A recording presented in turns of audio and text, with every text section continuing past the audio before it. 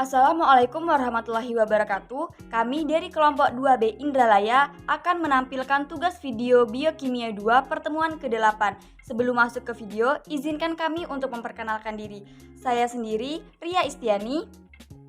Saya Oktadiniarti. Saya Melina Syahrani. Adapun video yang akan kami tampilkan ini mengenai asam nukleat. Adapun tujuan pembelajarannya ialah mahasiswa mampu menguasai fondasi saintifik materi DNA pada makhluk hidup. Asam deoksiribonukleat atau DNA adalah polimer nukleotida yang mengandung informasi genetik. Pada molekul DNA mengandung instruktur suatu organisme seperti untuk sintesis protein, pertumbuhan sel, dan bereproduksi. DNA sebenarnya terdiri dari serangkaian nukleotida di mana setiap nukleotida memiliki 3 komponen. Yang pertama gugus fosfat, yang kedua gula ribosa dalam kasus RNA atau deoksiribosa dalam kasus DNA, dan basa tunggal yang mengandung nitrogen. 2 kategori dasar basa nitrogen. Yang pertama ada purin yang terdiri dari adenin dan guanin, masing-masing dengan 2 cincin yang menyatu. Kedua ada pirimidin yang terdiri dari sitosin, timin, dan urasin, masing-masing dengan 1 cincin. Nukleotida memiliki 3 komponen karakteristik. Yang pertama ada basa nitrogen yang mengandung nitrogen, yang kedua pentosa, yang ketiga 1 atau lebih fosfat. Molekul tanpa gugus fosfat disebut nukleosida.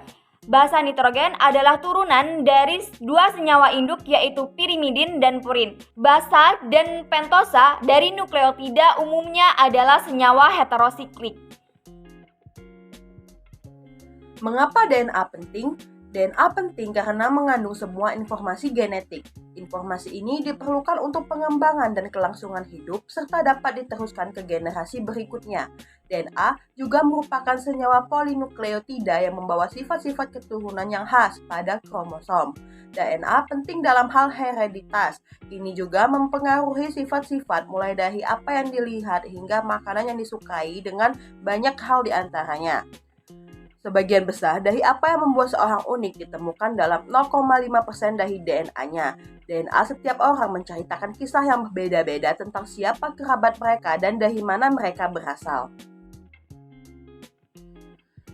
Percobaan Griffith. Pada tahun 1928, ahli bakteriologi Inggris Frederick Griffith melakukan serangkaian percobaan menggunakan bakteri Streptococcus pneumonia dan tikus. Griffith tidak mencoba mengidentifikasi materi genetik, melainkan mencoba mengembangkan virus untuk melawan pneumonia. Dalam eksperimennya, Griffith menggunakan 2 strain bakteri terkait, yang dikenal sebagai strain R dan strain S.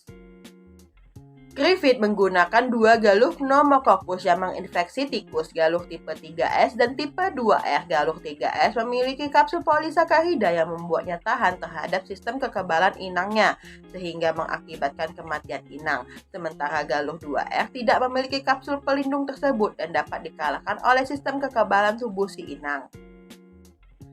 Dalam eksperimen ini, bakteri galuh 3S dipanaskan hingga mati dan sisa-sisanya ditambahkan ke bakteri galuh 2R. Meskipun tikus tidak akan mati bila terkena sisa-sisa bakteri galuh 3S ataupun galuh 2R secara terpisah.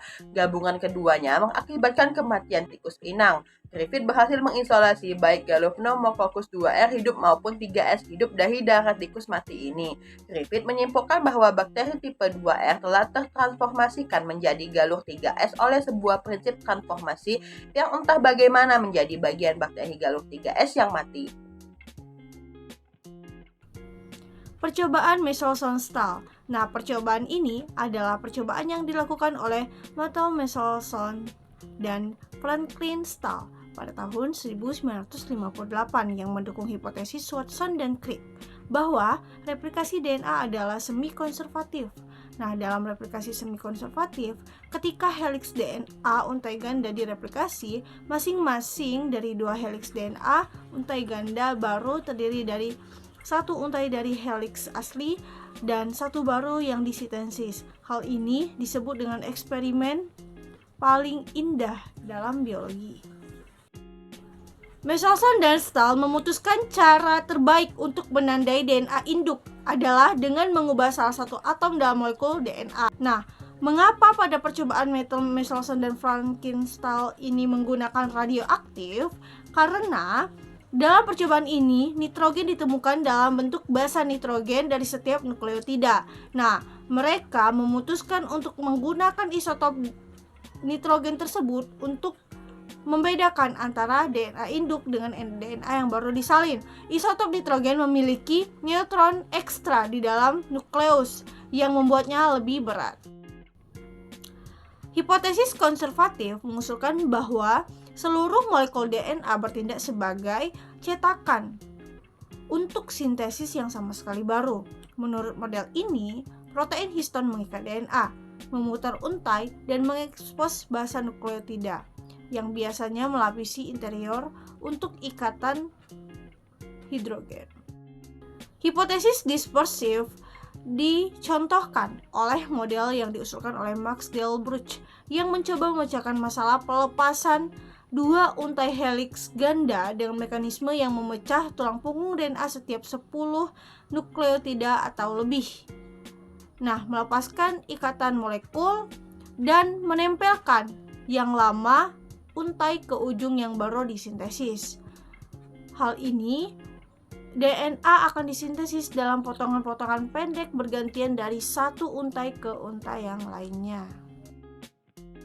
Asam deoksiribonukleat atau DNA adalah polimer nukleotida yang mengandung informasi genetik. Pada molekul DNA mengandung instruktur suatu organisme seperti untuk sintesis protein, pertumbuhan sel, dan bereproduksi. Percobaan Griffith yang dilakukan pada tahun 1928 oleh Frederick Griffith yang menunjukkan pada percobaan pertama menunjukkan bahwa bakteri dapat memindahkan informasi genetik melalui proses yang disebut transformasi. Prinsip pentransformasi yang diamati oleh Griffith adalah DNA bakteri galur 3S. Percobaan Michelson-Stahl, percobaan yang mendukung hipotesis dari Watson dan Crick bahwa replikasi DNA adalah semi-konservatif. Dalam replikasi semi-konservatif, ketika heliks DNA untai ganda direplikasi, masing-masing dari dua heliks DNA untai ganda baru terdiri dari satu untai dari heliks asli dan satu baru disintesis. Mungkin ini saja penjelasan dari kami. Lebih dan kurangnya kami mohon maaf. Kepada Allah kami mohon ampun. Wassalamualaikum warahmatullahi wabarakatuh.